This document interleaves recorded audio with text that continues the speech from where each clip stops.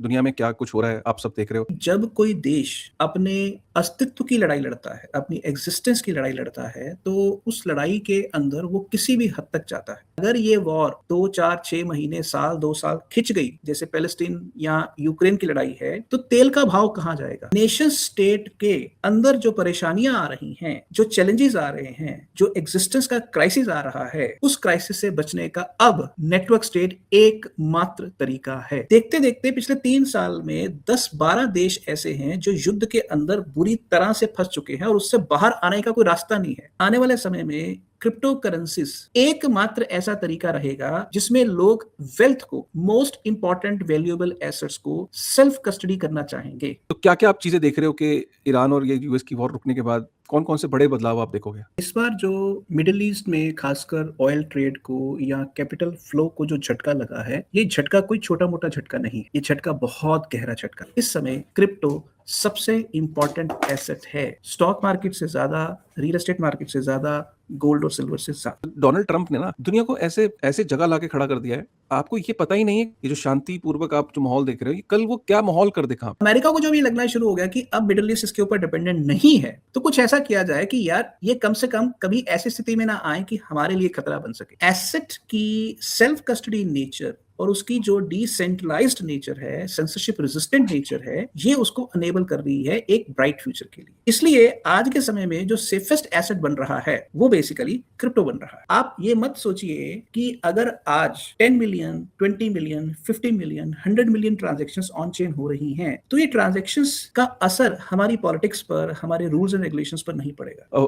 आपको क्या लगता है why crypto is not perform? बहुत बड़े लेवल पर अनएम्प्लॉयमेंट बढ़ रहा है और खासकर व्हाइट कॉलर जॉब्स का बढ़ रहा है। People are scared, people are worried, people are confuse to the core. कोई कह रहा है कि स्टॉक में रहने दूं, कोई कह रहा है गोल्ड में लगा दूं, कोई कह रहा है बेचारा मैं क्रिप्टो में आ जाऊं, मैं ऑल्ट कॉइन्स में तो पहले ही फंस चुका हूं, उसका बिटकॉइन में ट्रस्ट नहीं आ रहा। काफी टाइम से आप देख ही रहे हो क्योंकि डाउनफॉल है। People are so confuse. अगर सरकारों ने बड़े लेवल पर वायलेंस को स्केल डाउन नहीं किया, तो काबिल लोग, अमीर लोग, टैलेंटेड लोग, स्टार्टअप किस्म के लोग, वो छोटे छोटे टूरिज्म फ्रेंडली इलाकों के अंदर जाके, कोई 1000 एकड़ में, कोई 500 एकड़ में, कोई 10,000 एकड़ में, कोई 5000 हेक्टेयर के अंदर, वो अपने छोटे छोटे आइलैंड्स ऑफ एक्सीलेंस बनाएंगे। This video is powered by CoinDCX, Indian crypto industry की सबसे बड़ी, सबसे रेप्यूटेबल और FIU रजिस्टर्ड क्रिप्टो एक्सचेंज है। CoinDCX का यूज आप वेबसाइट और मोबाइल ऐप दोनों पे कर सकते हो। ऐप ओपन करते ही इसका साइन अप और लॉगिन पेज है जहां से आप इजीली अकाउंट क्रिएट करके स्टार्ट कर सकते हो। लॉगिन के बाद ये इसका डैशबोर्ड है जहां आप टॉप गेनर्स, लूजर्स और डिफरेंट प्रोडक्ट्स एक जगह पर देखने मिलते हैं। यह है मार्केट सेक्शन जहां आप बिटकॉइन जैसे एसेट का चार्ट देख सकते हो और डायरेक्टली बाय या सेल भी कर सकते हो। अगर आप BTC USDT पेयर में ट्रेड करना चाहते हो तो यहां लिमिट और मार्केट ऑर्डर दोनों ऑप्शंस अवेलेबल है। लॉन्ग टर्म के लिए ये SIP फीचर काफी यूजफुल है जहां आप बिटकॉइन में रेगुलर इन्वेस्ट करके स्लोली वेल्थ बिल्ड कर सकते हो। ये पोर्टफोलियो सेक्शन है जहां आप अपने सारे होल्डिंग्स और परफॉर्मेंस इजीली ट्रैक कर सकते हो और यहां से आप अपना क्रिप्टो टैक्स रिपोर्ट भी जनरेट कर सकते हो जो काफी हेल्पफुल है, जिसे मैं भी यूज करता हूं। अगर आप अपने एसेट से अर्न करना चाहते हो तो CoinDCX पे अर्निंग ऑप्शंस भी अवेलेबल है। इसके अंदर एक बिल्ट इन Web3 वॉलेट भी है जिसे आप डायरेक्टली Web3 एप्स एक्सप्लोर कर सकते हो। और सबसे बड़ी बात, ट्रस्ट के लिए इनका क्रिप्टो इन्वेस्टर प्रोटेक्शन फंड और प्रूफ ऑफ रिजर्व्स भी अवेलेबल है। अगर आप क्रिप्टो में नए हो तो CoinDCX ट्राई कर सकते हो, लिंक डिस्क्रिप्शन में, और अपनी जर्नी शुरू कर सकते हो। Hello and welcome to Bitning. साथ में मिलकर शुरू करते हैं जिंदगी की दूसरी इनिंग। दुनिया में क्या कुछ हो रहा है आप सब देख रहे हो, सब आपके सामने है। कई सारी तो ऐसी प्रेडिक्शंस थी जो मुझे याद है कि सुनील सर ने लिटरली मतलब, अब जो लोग सुनील सर की वीडियोस को देखते हैं, जो इस चैनल से जुड़े हैं, उनको क्लियरली दिख रहा है कि जो हो रहा है दुनिया में इस वक्त काफ़ी सारी चीज़ें। इनफैक्ट मुझे बहुत याद है कि आपकी कुछ कुछ चीज़ें तो ऐसी एकदम सामने सटीक आ गई है। आपने वॉर्न किया था लोगों को और आपने ये भी बोला था कि यहाँ तक बोला था कि भाई ज़मीनें देख लो, वापस गांव की चीज़ें देख लो, करियर के बारे में बोला था, वॉर की प्रेडिक्शंस आपने दी थी। डोनाल्ड ट्रंप के बारे में हमने एक एपिसोड किया था कि सन की है कि नहीं या एक मास्टर स्ट्रोक है। मतलब हमने, अगर आपने हमें फॉलो कर रहे हो तो आपको क्लैरिटी हो गई होगी। एक्चुअली क्या है कि प्रॉब्लम्स बताना तो बहुत आसान है। प्रॉब्लम्स तो जनरली क्या है, मैं भी बता रहा हूँ, सर भी बता रहे हैं, प्रेडिक्शंस कर रहे हैं, लेकिन एक्चुअली सॉल्यूशंस पे बहुत कम लोग चर्चा कर रहे हैं। और पहली बार ऐसा होगा दुनिया में कि इस सोल्यूशन को कोई कंस्ट्रक्ट नहीं करेगा सिंगल आदमी। अब ऐसा नहीं होने वाला कि एक आदमी आएगा और बोलेगा कि ये है इसका सोल्यूशन, क्योंकि मैं बॉस हूं तो मैं आपको जो सोल्यूशन दे रहा हूँ। पहली बार सोल्यूशन शायद लोग ढूंढेंगे, because people are just fed up of all this. दुनिया भर में, चाहे अमेरिका हो, चाहे इसराइल हो, चाहे वो कहीं पे भी आप देखोगे कि सिविल लेवल पे अनरेस्ट है। People are not just happy with the government. तो मुझे ऐसा लगता है कि आने वाला समय जो है वो लोगों ने जब भी ऐसा वक्त आया तो लोगों ने अपनी प्रॉब्लम्स के सॉल्यूशंस ढूंढे हैं। और इस डिजिटल एरा में, इस एआई के एरा में, बिकॉज एआई सर्वेलेंस के एरा में लोग अपना सॉल्यूशंस ढूंढेंगे कि फिर से वो जिन चुने हुए लोगों को वो ट्रस्ट करके लेके आते हैं, वो फिर जंगें लड़ते हैं, लड़ाइयाँ लड़ते हैं, मासूमों को मारते हैं। तो यार ये दुनिया को कितनी क्योटिक है। तो क्यों ना कोई ऐसा सोल्यूशन जो शायद लोग कहीं ना कहीं फिगर आउट कर लें। क्या वो सोल्यूशन हो सकते हैं, क्या वो चीज़ हो सकती है? आज का वीडियो बहुत ही स्पेशल है, बहुत ज़्यादा स्पेशल है, और बने रहिए वीडियो के एंड तक।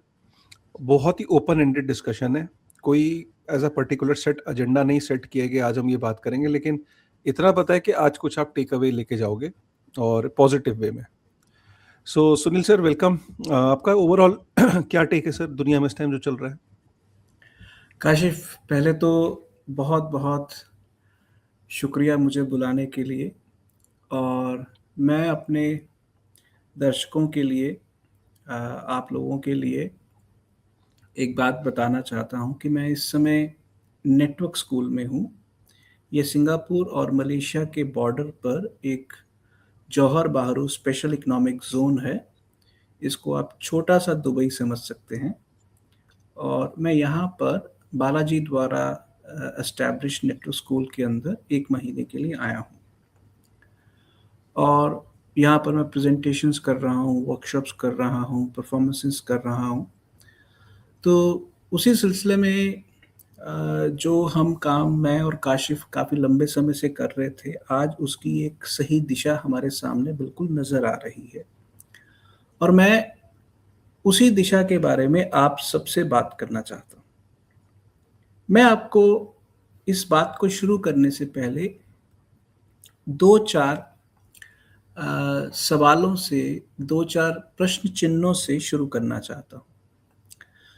थोड़ी देर के लिए हम एक सवाल पूछें कि हमला ईरान के ऊपर किया इजराइल और अमेरिका ने, तो ऐसा क्या हुआ कि ईरान ने ना केवल इजराइल अमेरिका के ऊपर बल्कि मिडिल ईस्ट की लगभग 8-9 देशों के ऊपर हमला कर दिया, जिसमें दुबई, अबू धाबी, जिसमें सऊदी अरब, कतर, लबनान और बहुत सारे देश आते हैं, इराक। सवाल है कि ऐसा क्यों हुआ?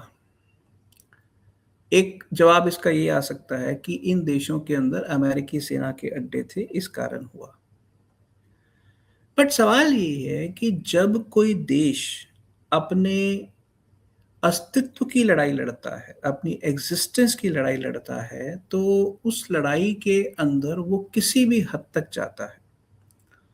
और उसके अंदर जब वो एक हद पार करता है, तो वो सबसे पहले अपने उन पड़ोसियों को मारने की कोशिश करता है, जिन पड़ोसियों से उसको सबसे ज़्यादा उम्मीद होती है।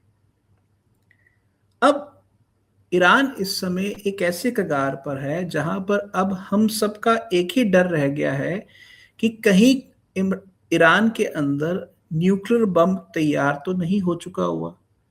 क्या जाते जाते ईरान न्यूक्लियर बम का इस्तेमाल तो नहीं करेगा?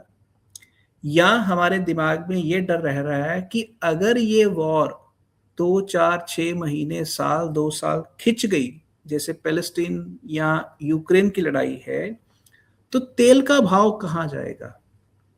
जो स्ट्रेट्स ऑफ हॉर्मुज है, जहां से दुनिया का 20% तेल निकल के आता है, वहां से तेल अगर आना बंद हो गया तो दुनिया के अंदर तेल क्या $200 पर बैरल चला जाएगा? उससे दुनिया की इकोनॉमी पर क्या असर पड़ेगा? हिंदुस्तान पर क्या असर पड़ेगा? तो जब इस तरह के सवाल आते हैं तो नॉर्मली आप परेशान हो जाते हैं क्योंकि इन चीज़ों का कोई हल नहीं है, ईज़ी हल नहीं है। और तब मैंने और काशिफ़ ने आज से लगभग 3 साल पहले नेटवर्क स्टेट किताब के ऊपर 4 घंटे का 3 एपिसोड्स में एक शो किया था, जो उस समय टॉन ब्लॉकचेन ने स्पॉन्सर किया था। काशिफ़ को भी गहरे सवाल पूछने की आदत है और मुझे लंबे जवाब देने की आदत है।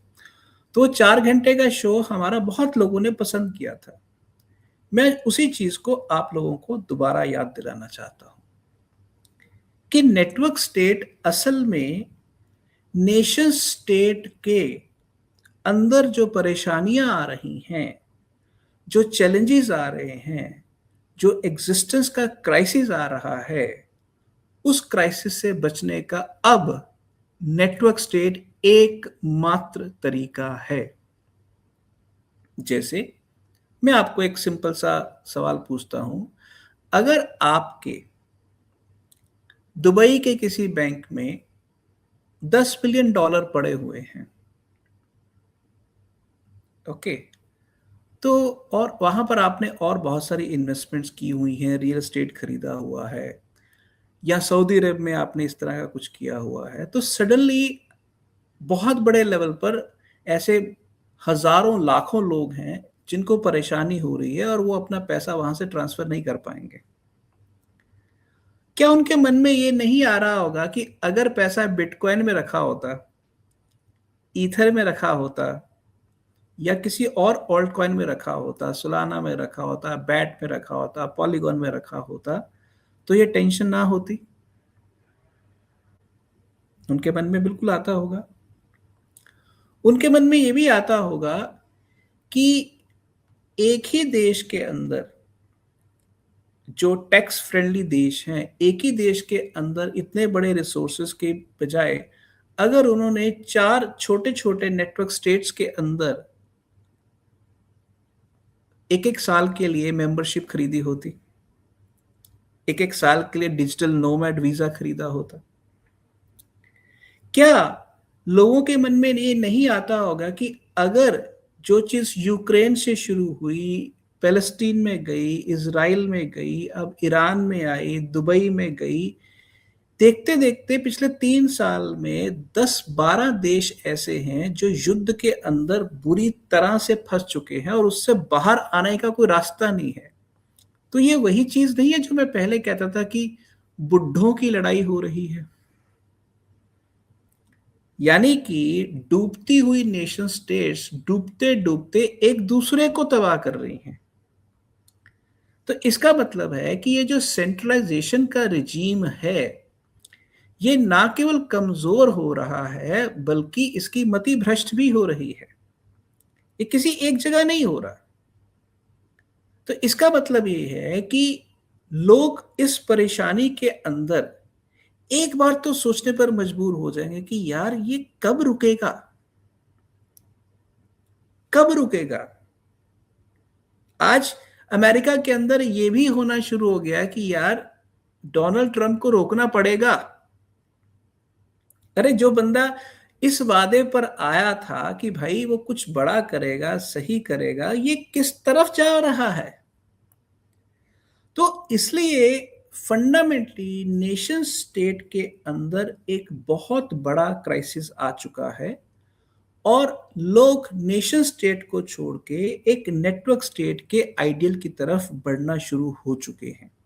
जैसे मैं यहाँ पर हूँ नेटवर्क स्कूल में, यहाँ पर लगभग 500 लोग हैं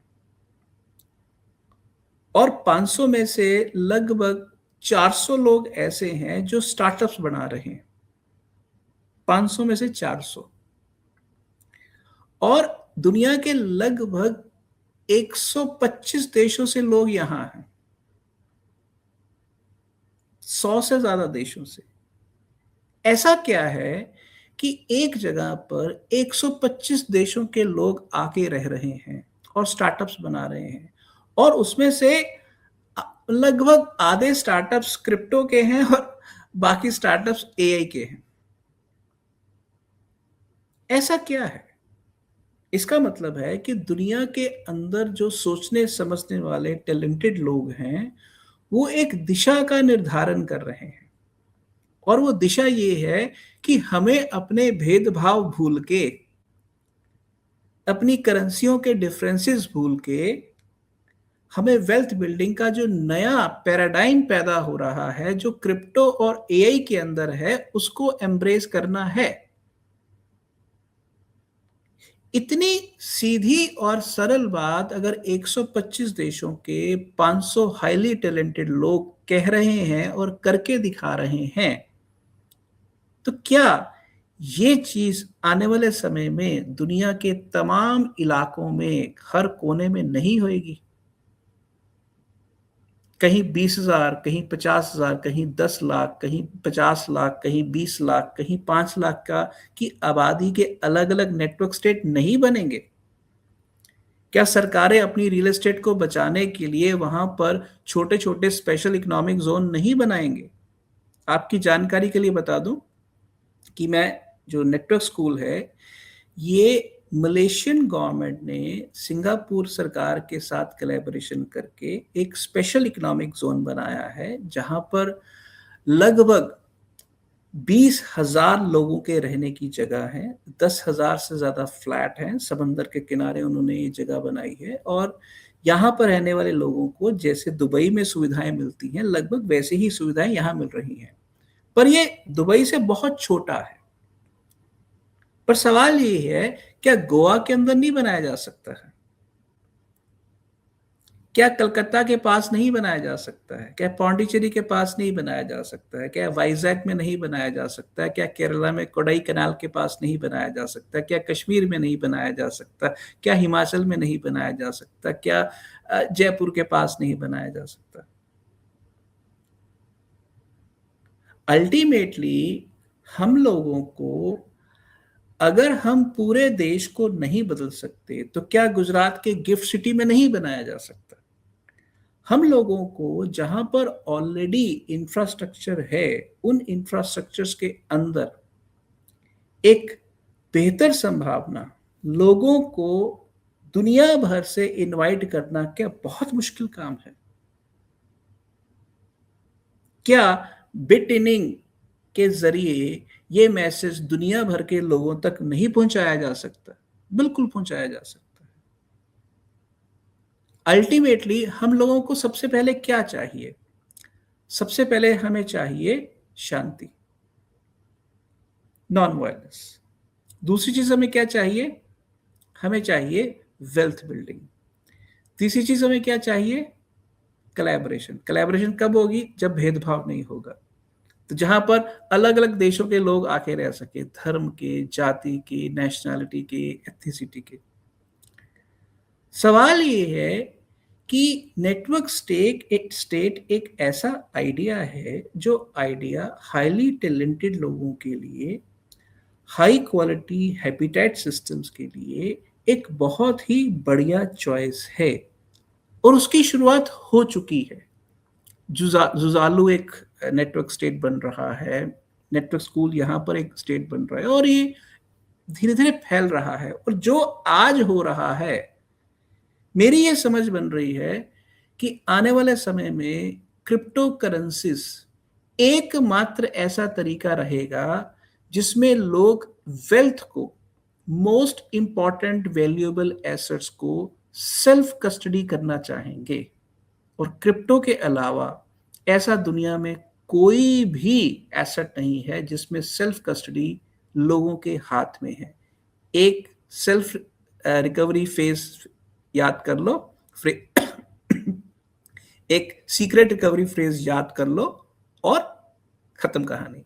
उसके बाद आप दुनिया में कहीं से कहीं मूव कर सकते हो। ये है आने वाले समय की यात्रा, आने वाले समय की दिशा। एक तरफ दुनिया जंग में खत्म हो रही है, और दूसरी तरफ लोग एक नई दिशा आपके सामने रख रहे हैं। Yes, right. सो बेसिकली जो सर का कहने का ऑब्जेक्टिव ये है कि धीरे धीरे क्या हो रहा है कि जो नेटवर्क स्कूल में जहाँ पे सर हैं इस टाइम, वहाँ अब आने वाले समय में लोग सरकारों से उम्मीदें कम करके कम्युनिटी लेवल पे एक दूसरे को हेल्प करेंगे। आने वाला जो समय है उसमें आपके पास कोई आइडिया है, आप जाइए एक ऐसी जगह पे जहाँ पे एक ऐसी कम्युनिटी है जो जहाँ पे दुनिया भर से लोग हैं, जहाँ पे हर रेस, हर रिलीजन, हर कास्ट, अलग-अलग कंट्रीज़, अलग-अलग भाषाओं के लोग जो है वहाँ पे एकत्रित हैं, इकट्ठे हैं और वहाँ पे वो आइडियाज़ जो है वो कोलैबोरेट हो रहे हैं और वहाँ से जो next billion dollar, trillion dollar जो दुनिया को चेंज करने वाले आइडियाज़ जो हैं वो पैदा हो रहे हैं, नंबर 1। नंबर 2, सारी की सारी जो इकोनॉमी है वो ऑन चेन वहाँ पे बिल्ड हो रही है। ये बहुत इम्पोर्टेंट है। और एक ऐसा समय आने वाला है जो मुझे ऐसा लगता है कि आपकी बातों से एक ऐसा मेरे को फीलिंग आई कि वो जो एरिया है जहाँ पे इस तरह के स्कूल चलेंगे या इस तरह की कम्युनिटी चलेंगी, वो ऑटोनॉमी भी डिमांड करेंगी आने वाले टाइम में कि उनको टैक्स बेनिफिट्स, उनको प्रोटेक्शन, उनको लीगल सिक्योरिटी, उनके उस एरिया के रूल्स प्रॉब्ली डिफरेंट हो सकते हैं other than the normal rule. से सपोज आज जहाँ पे सर हैं वहाँ मलेशिया के अंदर सपोज रूल अलग है, लेकिन जो ये स्पेशल इकोनॉमिक जोन है या ये जो नेटवर्क स्कूल है, ये जिस एरिया में है उस एरिया के जो रूल्स हैं वो अलग है। वहाँ पे टैक्स के रूल, इनकम टैक्स के रूल, लाइसेंसिंग के रूल, वहाँ पे सिक्योरिटी प्रोटोकॉल्स और वहाँ पे फ्रीडम है बेसिकली जो वो वहाँ की कम्युनिटी डिमांड करती है। आपको ये सुन के बहुत अजीब लग रहा होगा कि ऐसा क्यों अलाउ करेंगी गवर्नमेंट, बट मैं आपको जिस तरह की स्थिति अगर आप देख रहे हो दुनिया में, गवर्नमेंट्स के पास इतना पैसा ही नहीं होगा कि वो आपको आपको स्टार्टअप्स को या आपको सब्सिडी या आपकी एजुकेशन या आपके चीज़ों को फंड कर सके। So you have to stop relying on the state, because ultimately state sir का एक और भी कहना है कि जिस तरीके से दुनिया भर में जो करेंसीज डी वैल्यू हो रही है, डीबेस हो रही है, तो आप एक डीबेस्ड करेंसी की अगर फंडिंग ले भी लेते हो सपोज, और तो आप ग्लोबल मार्केट में compete नहीं कर पाओगे। तो ग्लोबल मार्केट में compete करने के लिए आपको फंडिंग्स भी ग्लोबल जो एसेट्स हैं उन्हीं के अंदर प्रॉब्ली फ्यूचर में मिलेगी ताकि आप ग्लोबल लेवल पे compete कर सको। सो एक बहुत इंटरेस्टिंग टाइम्स है इसमें। जो आज करंट स्थिति बन रही है सर, बेसिकली जिस तरीके से दुनिया को एक ऐसे लेवल पे लाके खड़ा कर दिया है कि आज जो सबसे सेफ जोन्स माने जाते थे, यूएई हो गया, चाहे वो सऊदी हो गया, मिडिल ईस्ट हो गया, आज वो कितने ज़्यादा अनसेफ हो गए और अचानक लोग वहाँ बातें करने लगे कि यार क्या ही सोच के आए थे और क्या हो रहा है। So what kind of future you are seeing कि किस तरीके का आप देख रहे हो कि फ्यूचर में चीज़ें होती हुई इस वॉर ये जब थम जाएगी, तो क्या-क्या आप चीज़ें देख रहे हो कि ईरान और ये यूएस की वॉर रुकने के बाद कौन-कौन से बड़े बदलाव आप देखोगे?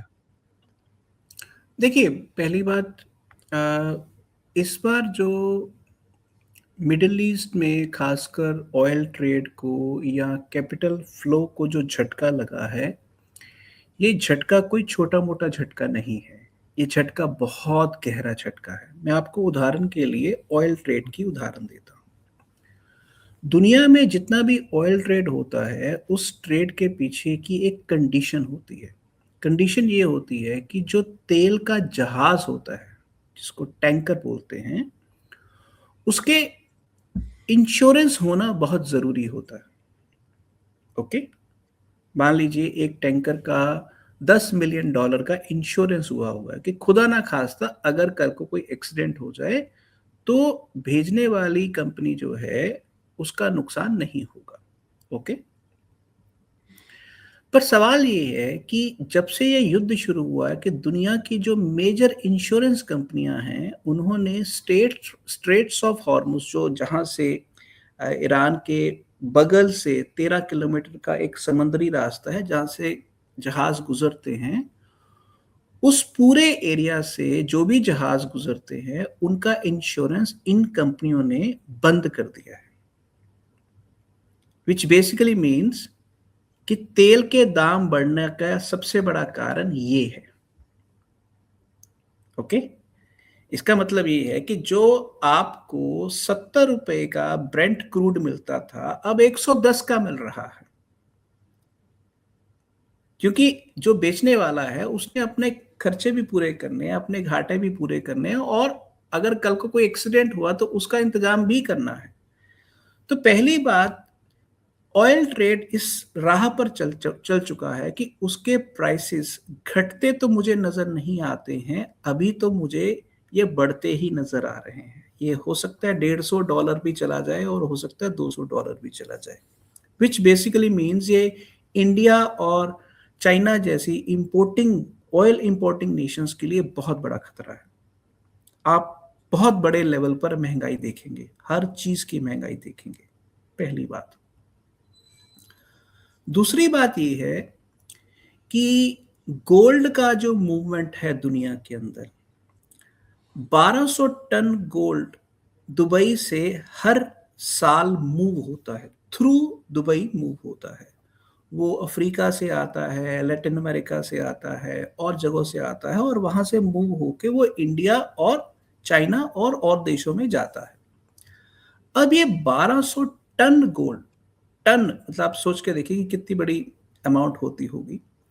आज क्योंकि वहां जो एयर ट्रैफिक है वो ब्लॉक हो गया है, तो दुबई के अंदर जो गोल्ड है, 10 ग्राम गोल्ड के ऊपर $30 का डिस्काउंट मिल रहा है। क्योंकि लोग ले जा नहीं पा रहे गोल्ड अपना बाहर, यस, वेल्थ ट्रांसफर जिसे कह रहे हैं। मतलब वो रिजर्व्स इतने ज्यादा हो गए हैं कि वो अब दुबई से बाहर नहीं निकल पा रहा है, तो जो खरीदने आ रहा है तो उसको $30 पर 10 ग्राम के ऊपर डिस्काउंट दिया जा रहा है। और इसलिए गोल्ड और सिल्वर, क्योंकि सेल्फ कस्टडी नहीं होते और लॉजिस्टिक्स के ऊपर बहुत ज़्यादा डिपेंडेंट होते हैं, तो गोल्ड और सिल्वर की भी जो प्राइस ग्रोथ है, या उसका कहते हैं ना स्टोर ऑफ वैल्यू फंक्शन, वो उतना सॉलिड नहीं है।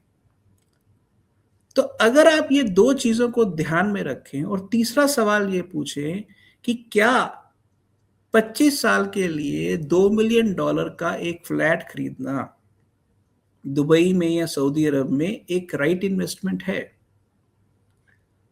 तो इसका मतलब ये है कि अगर ये तीनों उदाहरणें, ऑयल ट्रेड की, गोल्ड और सिल्वर की, और रियल एस्टेट की, अगर आप तीनों उदाहरणों को देखें तो कोई 200-400 बिलियन डॉलर का झटका नहीं है, ये कई ट्रिलियन डॉलर का झटका है।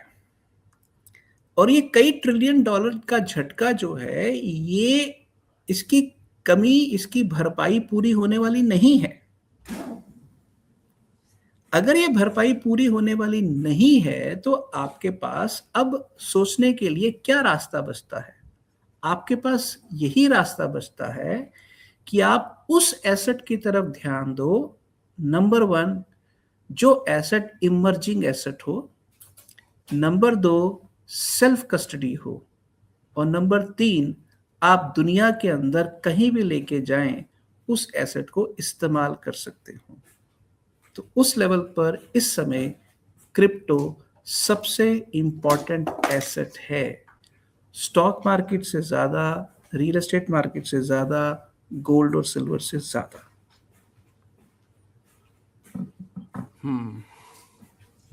आप लोगों को मैं बता दूं दोस्तों कि दुबई के अंदर किसी ने कभी सोचा तो नहीं था कि इस तरह की चीज़ होगी। तो गोल्ड को जब बहुत सारे लोगों ने वहाँ पे एक्यूमुलेट किया वही था। अभी जो खबरें ये आ रही हैं कि काफ़ी सारे ना जो वेस्टर्न मुल्कों के जो लोग हैं वो उनमें थोड़ा ज़्यादा पैनिक है इन कंपैरिजन टू एशियन, चाहे इंडियंस हो, पाकिस्तानी हो, बांग्लादेश के हो, श्रीलंका के हो। वो कह रहे हैं भैया सब सही है, हम कहीं नहीं जा रहे, वो टिके हुए हैं। मैंने अभी तक किसी एशियन को पैनिक होते नहीं देखा हुआ। जो थोड़ा बहुत पैनिक है वो वेस्टर्न और बड़े बड़े जो वेल्थी बिलियनर्स हैं। बड़ा इंटरेस्टिंग है ये कि गोल्ड को आप एयरपोर्ट से ले नहीं जा नहीं सकते, तो अब उनको तो मूव करना है और उनको अपने पैसे को भी मूव करना है क्योंकि फ्लैट खाली करके जा रहे हैं। तो गोल्ड की इतनी ज़्यादा बिकवाली हो गई है कि फिजिकल गोल्ड पे लिटरली वहाँ डिस्काउंट चल रहा है। मतलब जबकि ग्लोबल मार्केट गर्म है, गोल्ड का प्राइस बढ़ रहा है, लेकिन दुबई के अंदर काफ़ी फिजिकल गोल्ड जो है वो डिस्काउंट पे ट्रेड हो रहा है। सो बिकॉज लोग पैसा अपना बाहर ले जाना चाहते हैं. सो पॉइंट यहाँ पे ये है कि एक और हमें ना एक एग्जाम्पल मिला. मैं यहाँ कोई गोल्ड को हम कमतर करके नहीं दिखा रहे, लेकिन बहुत इंटरेस्टिंग एक टाइम देखा हमने कि वॉर के अंदर एक ऐसी सिचुएशंस बन जाती हैं कि दो तरीके के व्यक्ति हैं आज ईरान के अंदर. एक के पास 500 किलो सोना है और उसके पास 6 फ्लैट है, और एक आदमी है जिसके पास से 50 बिटकॉइन है. ठीक है. जिसके पास सोना है और फ्लैट्स हैं उसको प्रॉब्ली नींद नहीं आ रही है, लेकिन जिसके पास 50 बिटकॉइन है और उसका सीट फ्रेज उसके पास है, वो ज़्यादा सुकून से, प्रॉब्ली सुकून में तो जंग में कोई नहीं सोता, बट एटलीस्ट उसको ये लगा है कि वो अपने वेल्थ के कंट्रोल में है. राइट. जिस तरह की आगजनी हमने देखी ईरान के अंदर, जो ऐसी लड़ाइयाँ होती हैं, आग के अंदर आपका सीट फ्रेज भी जल सकता है और आपका गोल्ड भी पिघल सकता है, नो डाउट अबाउट इट. लेकिन अगर आपने अपने सीड फ्रेज को एक मेटालिक प्लेट्स पे, जो कि फायर रेजिस्टेंट प्लेट्स होती हैं, या आपने याद ही भी कर लिया, 12 वर्ड है आपने कर लिया याद, तो आप still you are on a better side than probably if you are holding gold. So straight away answer ये नहीं है इसका कि bitcoin is really safe. Straight away answer ये है कि अभी तक जो लोग बिटकॉइन को या डिजिटल एसेट्स को इग्नोर करते आए हैं, वॉर बार बार ये बताता है कि उसको रख लेना या अपने पोर्टफोलियो के अंदर जगह देना कोई बेवकूफ़ी का काम नहीं है. मतलब इसमें कोई बेवकूफ़ी नहीं है कि आप इसको अपने स्ट्रैटेजी के अंदर रखते हो. Not just from the purpose of war, sorry, not just from the purpose of making money, it is also for the purpose of, say, tomorrow if you have to move, and then what you will do. because लोगों ने आज से पहले, literally बता रहा हूँ यार, लोग पता है इस बात पे रो रहे हैं, इस बात पे नहीं रो रहे कि वॉर हो गई, वो इस बात पे रो रहे हैं कि उन्होंने कभी ये इवेल्युएट करा ही नहीं ना. उन्होंने कभी अपने बुरे से बुरे ख्याल में सोचा था कि कभी दुबई के अंदर ऐसा मिसाइल का अटैक होगा. सो सरप्राइज कहीं भी मिल सकता है, and every time you need to be like prepared for that scenario. ये जो डोनाल्ड ट्रंप ने ना दुनिया को ऐसे जगह लाके खड़ा कर दिया है, आपको ये पता ही नहीं है ये जो शांति पूर्वक आप जो माहौल देख रहे हो, ये कल वो क्या माहौल कर दे कहाँ पे. डू यू अग्री सर कि यस, डोनाल्ड ट्रंप टाइम में अनसर्टेनिटी अपने हाईएस्ट लेवल पे इस वक्त?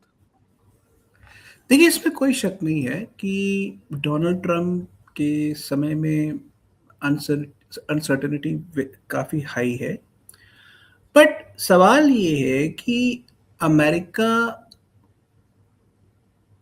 के लिए ये करना एक लेवल पर हम एक्सपेक्ट कर सकते थे. देखिए, ये बात मैंने पहले भी कही है इस शो में कि जब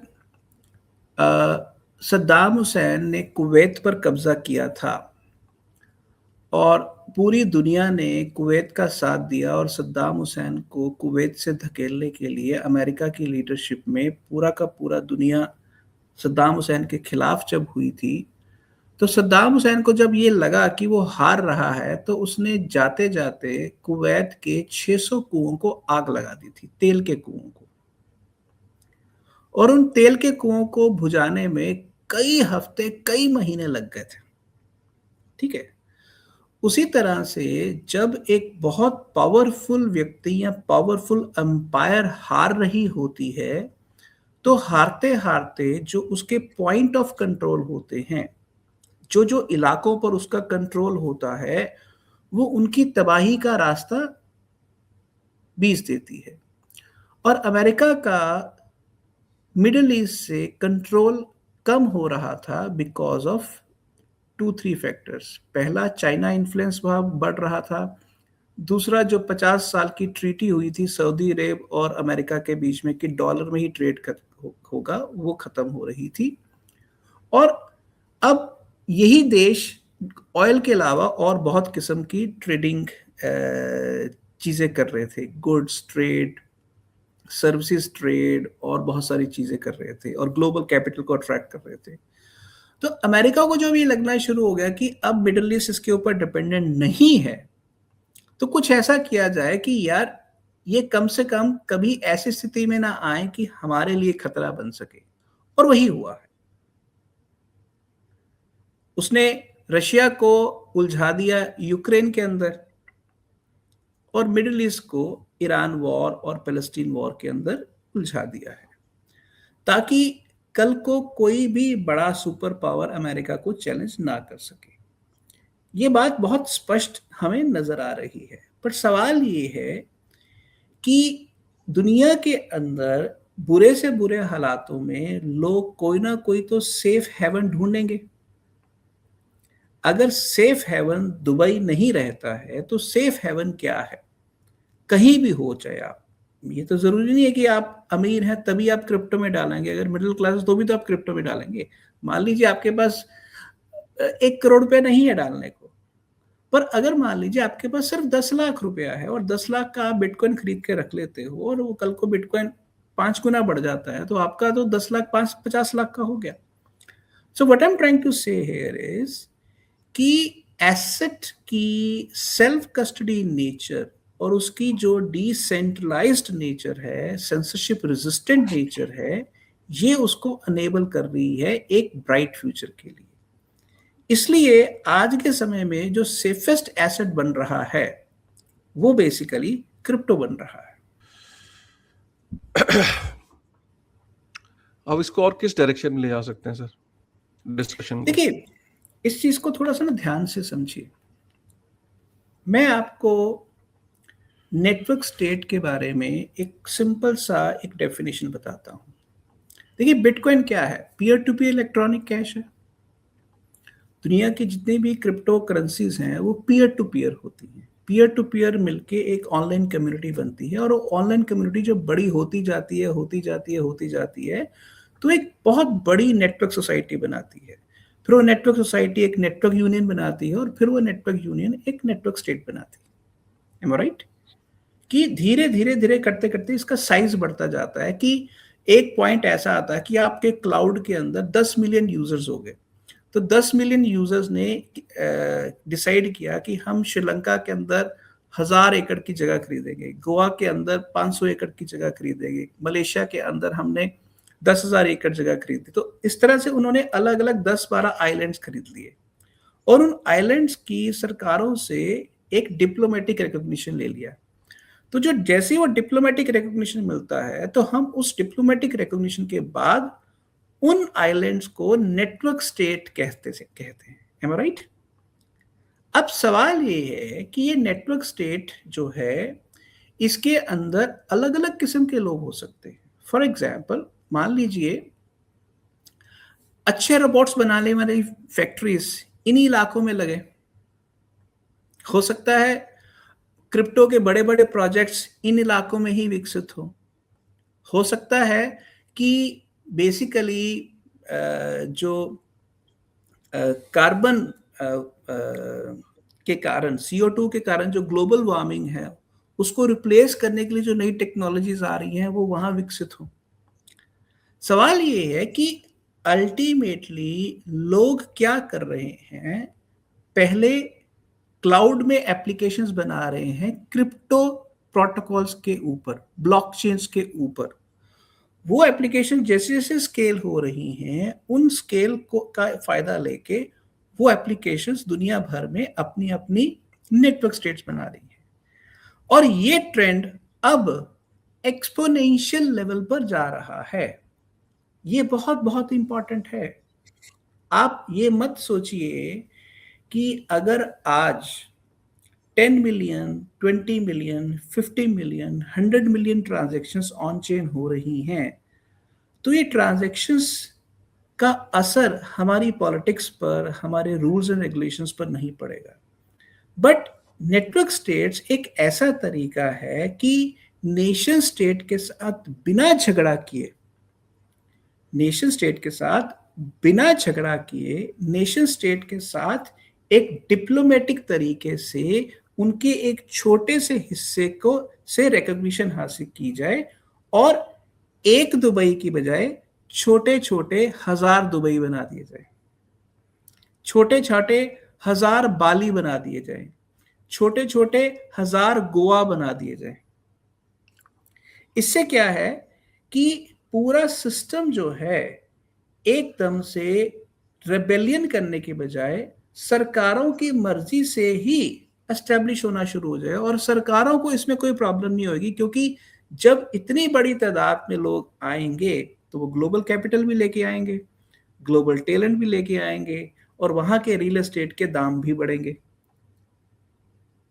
ये बहुत बड़ा फैक्टर। जैसे मैं मलेशिया की बात आपको बताता हूं कि मलेशिया के अंदर सरकार ने लगभग $5 बिलियन तक की इन्वेस्टमेंट मुझे लगता है की है, मुझे एग्जैक्ट फिगर तो नहीं पता, बट इतना बड़ा प्रोजेक्ट देख के लगता है कि लगभग $5 बिलियन की इन्वेस्टमेंट है। अब इतनी बड़ी तादाद में इन्वेस्टमेंट, कई हजार हेक्टेयर की जगह है, इस जगह को बसाने के लिए लोग चाहिए, और जगह को बसाने के लिए कोई ना कोई पर्पस चाहिए। वो पर्पस कौन लेके आ रहा है? वो पर्पस यहां लेके आ रहा है बालाजी, नेटवर्क स्कूल के जरिए। उनका टारगेट आज 500 लोग हैं, उन्होंने 1.5 साल 2 साल पहले लगभग 150 लोगों से शुरू किया था, आज 500 है। उनका टारगेट 5 साल में 10,000 लोगों तक पहुंचने का है। तो जहां पर 10,000 लोग बेसिकली आ जा रहे हैं, 10 लाख परमानेंट हैं और बाकी जो लोग आ जा रहे हैं, उससे इस इलाके की इकोनॉमी पर कितना बड़ा पॉजिटिव असर पड़ेगा। आप मतलब मैं अब नेटवर्क, ये जिस इलाके में है उस इलाके को फॉरेस्ट सिटी बोलते हैं। उस फॉरेस्ट सिटी में ज्यादा नहीं तो इस समय कम से कम 5,000 लोगों को रोजगार भी मिला हुआ है, और अभी ये बहुत छोटे स्केल का है। जिस दिन ये बड़े स्केल का होगा तो ये किस स्तर तक पहुंचेगा। तो मैं ये कह रहा हूं कि आने वाला समय जो है वो ये है कि अगर सरकारों ने बड़े लेवल पर वायलेंस को स्केल डाउन नहीं किया, मैं दोबारा कह रहा हूं, अगर सरकारों ने बड़े लेवल पर वायलेंस को स्केल डाउन नहीं किया, तो काबिल लोग, अमीर लोग, टैलेंटेड लोग, स्टार्टअप किस्म के लोग, वो छोटे छोटे टूरिज्म फ्रेंडली इलाकों के अंदर जाके, कोई 1,000 एकड़ में, कोई 500 एकड़ में, कोई 10,000 एकड़ में, कोई 5,000 हेक्टेयर के अंदर, वो अपने छोटे छोटे आइलैंड्स ऑफ एक्सीलेंस बनाएंगे। और ये ट्रेंड अब रुकने वाला नहीं है। राइट। आपको लगता है कि छोटे जो देश हैं वो इसको एज ए अपॉर्चुनिटी यूज करेंगे कि ज्यादा टैलेंट उनके यहाँ पे आए? वैसे भी जैसे भूटान जो में, बड़े बड़े, जैसे भूटान है, तो बड़े बड़े देशों से वैसे ही लोग पक गए हैं। वहाँ के सर्विल, जैसे आपने देखा होगा कि चैट जीपीटी, एंथ्रोपिक जैसी कंपनियां कह रही कि हम अमेरिकन के ऊपर सर्विलेंस, अभी आपने देखा होगा एंथ्रोपिक के ने एग्जिट जो किया, उसने कहा कि अमेरिकन के ऊपर सर्विलेंस के लिए यूज किया जाना, उसको अलाउड नहीं किया उसने, एंथ्रोपिक ने। सो बड़े देशों के अंदर ये चीजें बढ़ रही हैं कि वो सर्वेलेंस और चीजों को कंट्रोल करने की चीजें बन रही है। तो जो टैलेंट है वो वहां से माइग्रेट होना चाहता है, वो थोड़ा फ्रीडम चाहता है। तो प्रॉब्ली ऐसे जो छोटे आइलैंड्स हैं या छोटे देश हैं जो इस इकोसिस्टम को सपोर्ट करेंगे, वहां ज्यादा टैलेंट माइग्रेट होगा। That is what you are saying basically. Yes, ये बिल्कुल वैसा है जैसे आज से 50-60 साल पहले हिंदुस्तान में इंग्लैंड, अमेरिका, ऑस्ट्रेलिया, न्यूजीलैंड जैसे देशों में जाने का एक इमिग्रेशन का चलन शुरू हुआ था, तो लाखों करोड़ों लोग गए। अब ये वही चलन नेशन स्टेट से नेटवर्क स्टेट्स में जाने का शुरू हो रहा है। I am getting your point. अभी जो सर करंट जो स्थिति है इस टाइम दुनिया में, आप गोल्ड देख रहे हो बढ़ता हुआ, राइट? सिल्वर को देख रहे हो, और ये मतलब हमने सुना ही है कि केओस के अंदर गोल्ड और बिटकॉइन अच्छा परफॉर्म करते हैं। ऑयल के हिसाब से प्राइसेस बढ़ रहे हैं, तो उस हिसाब से दुनिया में अनसर्टेनिटी बढ़ रही है। आपको क्या लगता है, why crypto is not performing to that extent? Crypto क्यों नहीं, बिटकॉइन, क्रिप्टो, ऑल्ट कॉइन क्यों परफॉर्म नहीं कर रहे हैं? क्यों इनमें प्रॉब्लम आ रही है? देखिए, ऐसा है कि किसी भी एसेट की ग्रोथ को कंसोलिडेट होने में टाइम लगता है, और दूसरी बात ये है कि अगर आप पिछले 3-4 साल की हरकत से आप परेशान हैं, तो आप हमेशा इसको 15 साल के अगर वक्फे में देखें तो क्रिप्टो बहुत आगे आया है।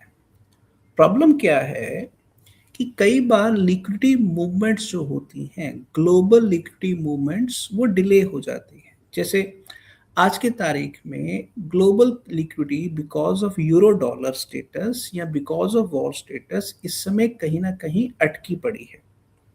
लोग हर समय बार बार एक ना एक सेफ हेवन ढूंढ रहे हैं, और सेफ हेवन एक चीज समझते हैं और दूसरी तरफ वो सेफ चीज है वो अनसेफ हो जाती है। कहीं ना कहीं इस चीज को सेटल होने में थोड़ा सा वक्त लग रहा है, और मेरे हिसाब से ये it's just a matter of time कि it is going to come back. इसका एक कारण शायद ये भी है कि अमेरिका के अंदर जो रेगुलेटरी स्ट्रक्चर वाला इशू है वो अभी पूरी तरह से सॉर्ट आउट नहीं हुआ है। दूसरी चीज ये कि अब जो हो रहा है इस बार, जो दुबई या ईरान वॉर के बाद बाकी देशों में जो चीज हो रहा है, इन सब चीजों के बाद दुनिया के लोगों के पास क्रिप्टो करेंसी को नफरत करने का अब कोई कारण बचा नहीं है। अब तो रशिया ने भी स्टेबल कॉइन रेगुलेशन अप्रूव कर दिया है, विच बेसिकली मीन्स कि आज अगर आप बैंकों पर ट्रस्ट नहीं कर सकते हैं तो ग्लोबल कैपिटल मूवमेंट कैसे करेंगे? आपके पास ग्लोबल कैपिटल मूवमेंट का एक ही तरीका बचता है, वो है क्रिप्टो। इसलिए it is just a matter of time कि ये होने वाला है। अब आप अगर पूछेंगे कि ये 2 महीने में होने वाला है या 4 महीने होने वाला है, इसका जवाब कोई भी नहीं दे सकता। But it is now not a question कि ये होगा या नहीं होगा। क्वेश्चन सिर्फ ये है कि ये कब होगा, बस। मेरा ये जो विश्वास है कि क्रिप्टो का रीबाउंड बहुत बड़े लेवल पर होने वाला है, मुझे इस चीज को लेकर बिल्कुल कोई भी डाउट नहीं है। How do you see stock markets in during these days? मतलब जब ये आपने देखा कि अभी क्रूड ऑयल के जैसी रेट बढ़े, स्टॉक मार्केट्स क्रैश हो रही हैं। अभी मैं जब आपसे वीडियो रिकॉर्ड कर रहा हूँ, $900 बिलियन निकल गया। आज मंडे है तो मार्केट्स ओपन हुई हैं, तो $900 बिलियन निकल गए स्टॉक मार्केट से यूएस की। तो एंड इंडिया की स्टॉक मार्केट में भी करेक्शन है, जापान में, साउथ कोरिया में, सब 7-7%। इंडिया की मार्केट भी डाउन है, पूरी दुनिया की मार्केट डाउन है इस टाइम। इनफैक्ट मेरे को आज सुबह ही अपने घर में एक रिश्तेदार का फोन आया कि क्या मैं SIP रोक दूं, मेरी मोटी SIP जा रही है। मैंने तो सोचा भी नहीं था ऐसी वॉर हो जाएगी। लोग पैनिक में है। What is your overall take on that? देखिए काशिफ, इसमें कोई शक नहीं है कि stock market is facing a downturn, और ये डाउन टर्न अभी थोड़ी देर और लंबा जाएगा, इसमें कोई शक नहीं है। और पर इस डाउन टर्न का एकमात्र कारण वॉर नहीं है। इसका एक बहुत बड़ा कारण AI भी है। अब फॉर एग्जाम्पल, आप अगर खुद से एक सवाल पूछें कि हिंदुस्तान के अंदर 300 बिलियन डॉलर 300 बिलियन डॉलर तो सिर्फ टॉप 5-6 IT कंपनीज का मार्केट कैप था आज से 2 महीने पहले, और AI के कारण इन कंपनियों का मार्केट कैप ड्रास्टिकली पिछले महीने $50 बिलियन नीचे गया, और ये अब और डाउन जा रहा है। ओके, क्योंकि जो AI है अब वो सेल्फ रिकर्सिव लर्निंग फेज में आ गया है, जिसका मतलब ये है कि उसकी क्रेडिबिलिटी, उसकी प्रोडक्टिविटी और उसकी रिलायबिलिटी आगे से बहुत बेहतर हो रही है। तो अगर अमेरिकन कंपनियां इन्फोसिस को, TCS को इसलिए काम देती थी कि ये काम वो सस्ता करती थी डॉलर के मुकाबले में, अब वही काम जब एंथ्रोपिक क्लॉड या चैट GPT का कोडेक्स करेगा तो उनको थर्ड वर्ल्ड के पास वो काम भेजने की जरूरत क्या है? उसी तरह से बड़ी बड़ी कंपनियों के अंदर जो एम्प्लॉयज हैं, जो वाइट कॉलर एम्प्लॉयज हैं, वो काम अब आज AI कर रहा है, तो उन एम्प्लॉयज को रखने की जरूरत क्या है? अब बहुत बड़े लेवल पर अनएम्प्लॉयमेंट बढ़ रहा है, और खासकर व्हाइट कॉलर जॉब्स का बढ़ रहा है।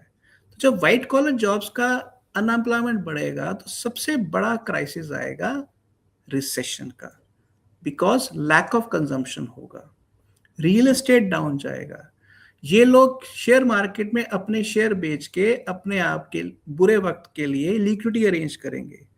तो मुझे शेयर मार्केट के डाउन जाने का, रियल एस्टेट के डाउन जाने का, मुझे ये जो ट्रेंड है, ये ट्रेंड एआई शुरू कर चुका है, और इसके अंदर आप ये समझ लीजिए कि जियोपॉलिटिक्स या जो मिडिल ईस्ट की जो वॉर है उसने आग में घी डालने वाला काम किया है।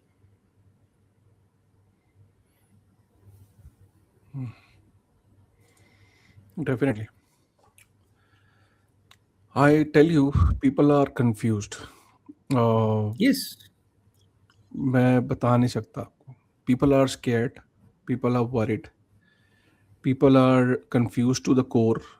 कोई कह रहा है कि स्टॉक में रहने दूं, कोई कह रहा है गोल्ड में लगा दूं, कोई कह रहा है बेचारा मैं क्रिप्टो में आ जाऊं, मैं ऑल्ट कॉइन्स में तो पहले ही फंस चुका हूं, उसका बिटकॉइन में ट्रस्ट नहीं आ रहा, काफी टाइम से आप देख ही रहे हो क्योंकि डाउनफॉल है. People are so confuse. मेरे को तो लगता है मैं अगले 4 हफ्ते ना सिर्फ इसी टॉपिक पे बात करता रहूं कि काशिफ लोगों की देखिए, क्या क्या स्ट्रैटेजी होनी चाहिए. लोगों एक्चुअली क्या है, मैं आपको एक बात बताऊं सर, हमें ना जियो पॉलिटिक्स को हम हल्के में लेते थे. मतलब हम लोग सिर्फ वो बिटकॉइन और क्रिप्टो, बहुत टाइम से लोग मुझसे ये बात कहते हैं, कमेंट कर रहे हैं कि सर आपने क्या बिटकॉइन छोड़ दिया, कि आपने क्रिप्टो की बात. मैं कहता हूं कि आप मुझसे ऐसे रिक्वायरमेंट की बात कर रहे हैं कि मैं कमल को उस तालाब में निहारता रहूं और उस तालाब के किनारे लाशें बिछी हों.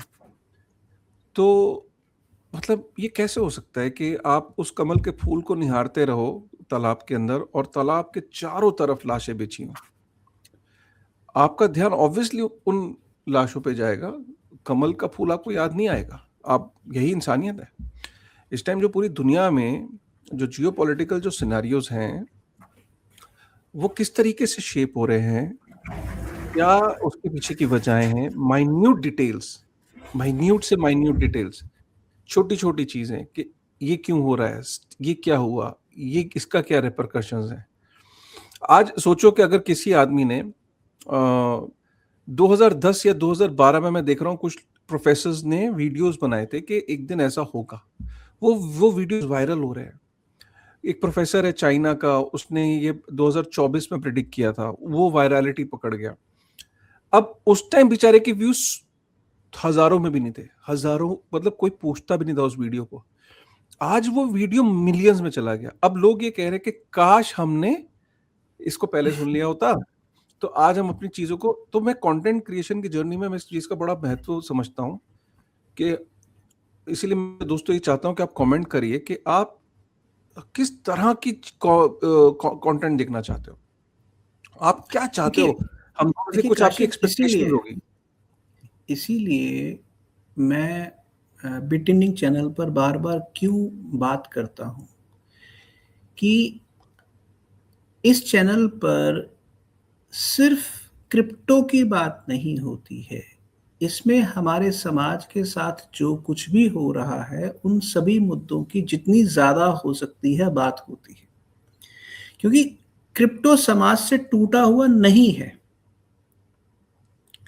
और यही कारण है कि आज ये channel one of the most popular channel है. बट लोगों को अब एक बात समझनी होगी कि जब तक वो अपने पर्सपेक्टिव को बड़ा नहीं करेंगे, ये जो नैरो पर्सपेक्टिव होता है ना कि सब इस टोकन का भाव कब बढ़ेगा या ये प्राइस मूवमेंट कब होएगी, ये सब चीजें, जब तक वो पर्सपेक्टिव बड़ा नहीं होगा आपको चीजें समझ में नहीं आएंगी. इसीलिए मैं नेशन स्टेट से नेटवर्क स्टेट की जो बड़ी मूवमेंट हो रही है, मैं लोगों को उस दिशा के ऊपर फोकस करने के लिए बता रहा हूं. जैसे आपकी जानकारी के लिए बता दूं कि बहुत बड़ी बड़ी क्रिप्टो कंपनियां नेटवर्क स्टेट, नेटवर्क स्कूल यहां पर आ रही हैं जौहर बाहरू के अंदर, जो सिंगापुर और मलेशिया के अंदर है, बहुत बड़े लेवल पर. आप सोच सकते थे आप तो ये सोचते थे ना कि एक तो सैन फ्रांसिस्को के अंदर, सिलिकॉन वैली के अंदर कंपनियां होती हैं, अब ये कंपनियां यहां क्यों आ रही हैं? तो ये एक मूवमेंट शुरू हो चुका हुआ है और ये मूवमेंट अब रुकने वाला नहीं अच्छी है। बात, राइट। सो मैं यही चाहूंगा कि दोस्तों कमेंट करिए, क्या सुनना चाहते हो आप? हमारे पास तो बहुत कुछ है। सुनील सर के तो पूरा एक इंटरनेशनल रिलेशनशिप से लेके बिटकॉइन मैग्नेट किताब, blockchain, banking, finance, philosophy, relationships, humanity, parenting, मेरे पेरेंटिंग मतलब इनके पास तो खजाना है। बेसिकली आपके जो फियर है, जो भी डाउट है, मैं लिटरली बता रहा हूँ, हम आपको सपोर्ट करने के लिए तैयार है। साइकोलॉजिकल लेवल पे आपको क्लैरिटी देंगे कंटेंट की। एक्सपर्ट नहीं है, बट हाँ, चीजों का विश्लेषण करके एक बता सकते हैं कि किस डायरेक्शन में लग रहा है चीजें जानी है। ठीक है, तो आपके जो भी थॉट्स हैं उसको एक बार कमेंट करिए, and probably in tough time के अंदर हम अपने कंटेंट को रेगुलर रखेंगे, probably every week, so that every week we get new questions, new this thing. Plus हाँ, ये भी कोशिश रहेगी कि अब चीज़ें इतनी जल्दी जल्दी हो रही है, तो उस पर्टिकुलर हफ्ते के अंदर जो भी मेजर इंसिडेंट्स हुए होंगे, उन सब के हम 8-10 इंसिडेंट्स को उठाएंगे, उनका विश्लेषण करेंगे, उनका क्या इम्पैक्ट होने वाला है, उसको हर एपिसोड में डिस्कस किया करेंगे। ठीक है, चलिए, with this thought, thank you very much guys. Thank you Kashif. ठीक है sir, thank you very much. Okay.